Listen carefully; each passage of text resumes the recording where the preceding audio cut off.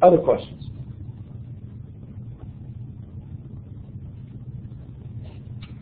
All right, let's turn then to talking about the spread of Christianity during this time period. And major developments here are those travels to the American continents. This age of exploration that we're introducing here is not just a political endeavor to extend empires. Right? It is not just people going for the interest of going. Often there was a deep connection to Christianity that these explorers often went on. Their missions often understood in the context of Christianity. And even people like Christopher Columbus, who has a day coming up here, right? Next Monday is Columbus Day. But we often only focus on, right, the Nina, the Pinta, the Santa Marina, Maria, whatever, the Nina, the Pinto. No, the Pinto was car. Anyway. The idea here is this very political thing, right? There's a lot of concern as you go through public school about talking about religion. Well, Columbus was deeply Catholic. Right? Yes, he's motivated by wealth, but he also sees what he's doing as sort of a last crusade. And he's living in a time period where there's a lot of instability in the Middle East, and so he sees his work, right? He sees his mission to find a new route to the Far East as a Christian one, as a religious one. And so part of his desire is expressed by, or is shaped by, a Catholic mysticism, this kind of experiential approach. And in fact, he keeps a journal known as the Book of Prophecies that is a record of various prophecies by people, including Joachim Fiore, as he documents his different aspects of his life. And so he sees his voyage as not just expanding the world for Spain or the Spanish Empire, and not just about commerce, but he really thinks that this is going to usher in this millennial age, right? This great age of peace and prosperity, the kingdom of God. Because one of those prophecies in the Book of Prophecies that he collects is one that speaks of a Spanish emperor ruling in Jerusalem. And so he sees this as kind of ushering in the last days. I mean, that's even reflected in, naming the place you land, San Salvador, right? Our Savior.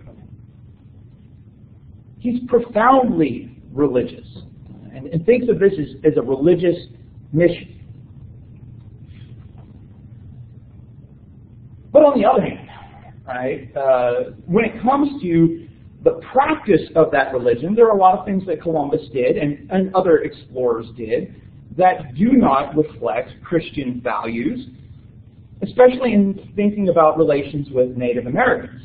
Columbus certainly did not see Native Americans as equal. In fact, it was kind of, within his view, how do we Christianize these people, yet also economically exploit them? And so there's this, and again, a lot of people viewed the world that way during this time. He tried to export Native Americans to Europe as slaves, penned them up in the boats. Many of them died on the journey. Used Native Americans as slave labor to load ships with gold. Demanded that they, fill the ships with a certain amount of gold, and if those quotas were not filled, would cut off the hands of these individuals.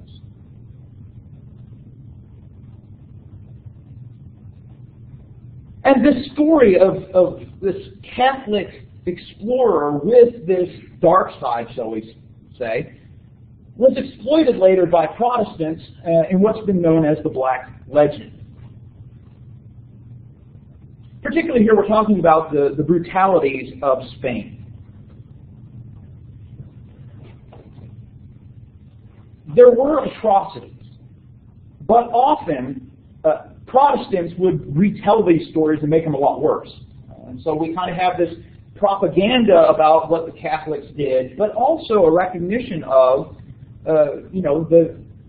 the conquest of Spain was bloody and violent. It was very brutal. And often Catholicism was indicted by people with these atrocities, but others did as well. And so as Protestantism developed and as Protestant nations went on these types of missions, they often engaged in similar types of things.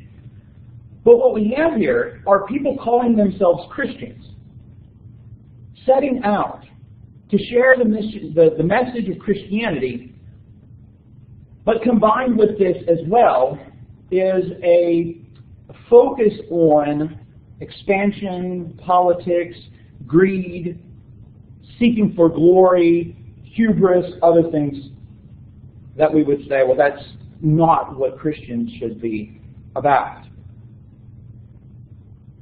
An example of this kind of intertwining of multiple desires is reflected in the work of the Spanish Franciscans. The Franciscans developed one of those mendicant orders we talked about at the end, the latter part of the Middle Ages. When you think of the values that Francis of Assisi taught them of poverty, of devotion towards the common people, right? Sharing the message, looking at nature not as something to be used, but as creation of God. Well, by this time period, the late 1400s, early 1500s, the Spanish Franciscans had moved away from that. And as they traveled with people like Columbus, Cortez, and others, we see here the combination of a mission of conquest and the religious mission. Right? The explorers, the conquistadors, and the Franciscans, who are charged now with sharing the Christian message, but often they're as much a part of this violent conquest as well. And really, we don't think of missions this way. We try not to think of missions this way, but missions were just as much of a conquest for the Spanish Franciscans as they were, as the physical conquest was for the conquistadors.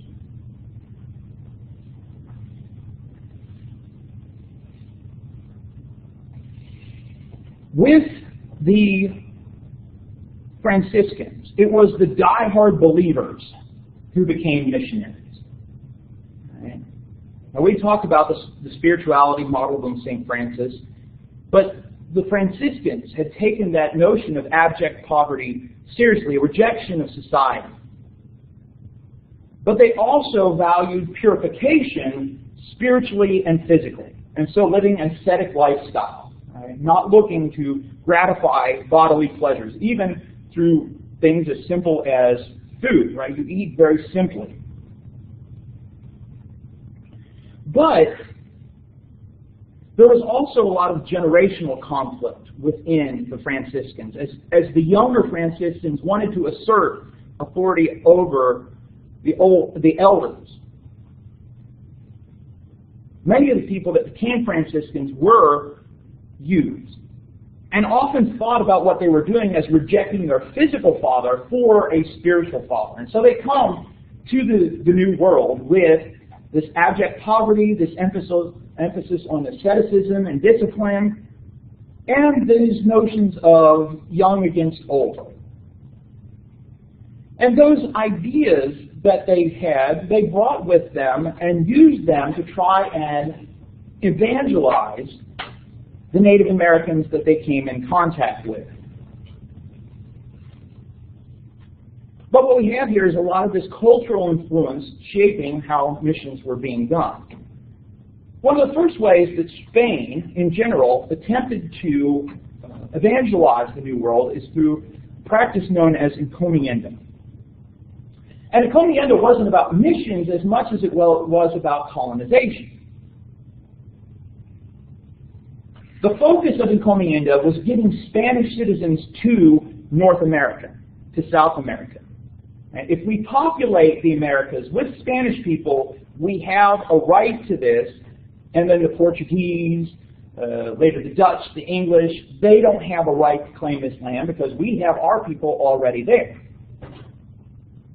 And then secondly, then we'll convert Native Americans as well. Right? So the focus is kind of twofold.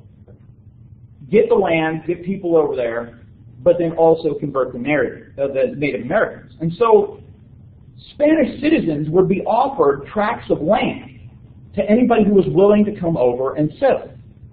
If you were to take the land, then the Spanish crown would also give you the labor of all the Native Americans who lived on that land. Which, again, how they have the right to do that, but this was the promise. So slave labor. But you had to promise that you would instruct the Native Americans in the Catholic faith, then you were entitled to the forced labor of those Native Americans. Well, did that really happen? No. What seems to be the case is that there was very minimal religious instruction. Instead, there are forced conversions, slavery.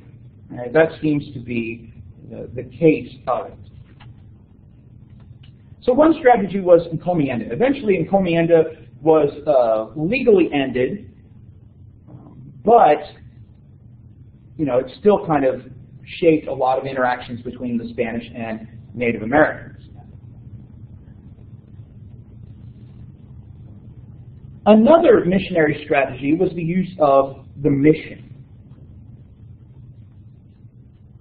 The earliest mission appears to have been established in 1513 by Ponce de Leon, who established it on the Florida Peninsula. Eventually, Native Americans then drove them off.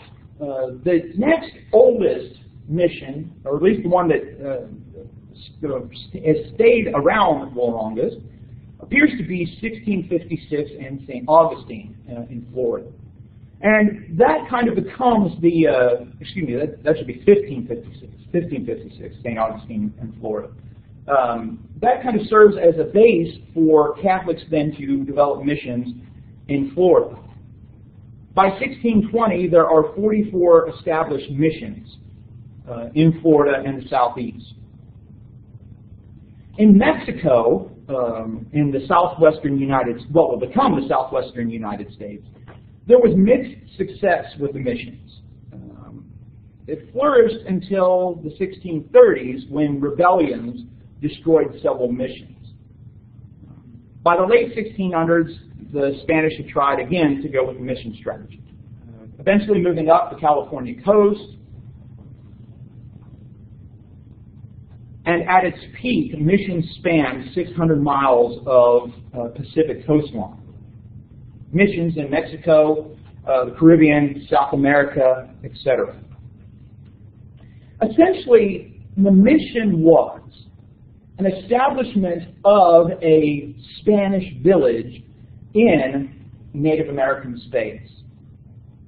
So it would be, think of the most famous one, right? The Alamo. Right? You're kind of creating a Spanish town in the Americas. Same kind of town square. It looked like Spain. But also with the missions, it was a focus on taking the Native Americans and forcing them to live in these missions where they would learn Spanish language, Spanish culture. They would be forced to wear Spanish dress, eat Spanish food. Essentially, one of the things that happened with the missions was an inversion of Native American society. It turned their worlds upside down. It destabilized them. For the Pueblos, especially in what's now the Southwest United States, a lot of the way they viewed the world was there's the center and then there's the periphery. Right? So a circle kind of helped you understand the world. In the center are the things that are holy. That's where the elders live. It's the native space. It's a place where there is gift giving. Right? There were reciprocal relationships. If I do something good for you, you are going to do something for me. If I give you a gift, you're going to give me a gift. We have that kind of relationship. On the outside are the things that are unholy, the things that are force, violence. And even those that would participate, right, the warriors, they would be forced to live in the outer edges of society. Right? It's because they're connected with the things outside. The missions turn this on its head. The missions would often be set up in the center of these villages. Right? So you establish the mission in the center. So the forces of chaos, right, for the pueblo, and the things that are outside, are now in the center of your world. And so, psychologically, it's destabilizing. And the way the Franciscans approached this society as well was through inversion. So they would kind of work in ways to humiliate the elders of these tribes. They would give gifts to the young people, kind of putting them in an indebted relationship with these missionaries. In some of these plays, right, we talked about the morality plays and the miracle plays. Well, the young would be given the good roles, right? They might be angels or something like that, where the older people of the tribe would be the demons and other things like that. So the missions inverted society. But another aspect of this missionary strategy was to focus on things that were visual.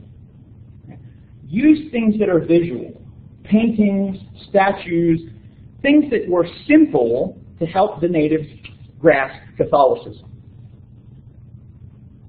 The Franciscans did not make, at least in New Spain, did not make that much of an emphasis on learning the Native American language.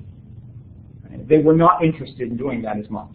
And so they had to use religious objects to communicate about Catholicism. So pictures of saints, altars, crosses, a very simplified theology. So you could talk about things like heaven and hell, afterlife, and punishment and rewards.